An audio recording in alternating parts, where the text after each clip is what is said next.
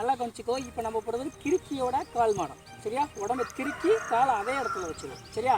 இப்போ நேர் திசையில் நிற்கிறோமா, இடது கால் முன்னாடி இருக்குது, வலது கை பக்கம் திரும்பணும். சரியா? அப்படி திரும்பிட்டோமா, அங்கே பாரு, அப்படியே இடது காலை தூக்கி மாட்டி அதே இடத்துல வச்சுரு. கஷ்டமா? இன்னொரு தடவை அப்படியே திரும்பி இடது காலை தூக்கி முன்னே வச்சுரு. புரியுதா?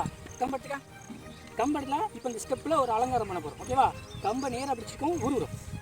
இந்த வலதுகை மேலே தூக்கும் போது திரும்பணும். சரியா? வலதுகையை தூக்கும் போது திரும்பி வான். ஓகேவா? இப்போ இடதுகையை தூக்கி கீழே இருக்கு. ஓகேவா? இன்னொரு பண்ணலாமா? நேராக பிடிச்சிருக்கா, கம்பை உருவணும். அப்படி வலதுகையை தூக்கும் போது திரும்பணும். வலதுகையை தூக்கும் போது சோல்டு வச்சிடும். சோல்டு வச்சுட்டுமா, வலதுகையை தூக்கணுமா. இப்போ இடதுகையை தூக்கும் போது இடது கால் முன்னாடி. இப்போ பண்ணலாமா? ஸ்டார்ட் பண்ணு. 1 2 3. இன்னொரு 1 3. இப்போ ஸ்டாப் பண்ணி ஒரே கவுண்டில் போட்டுறாரு. 1 போதும்.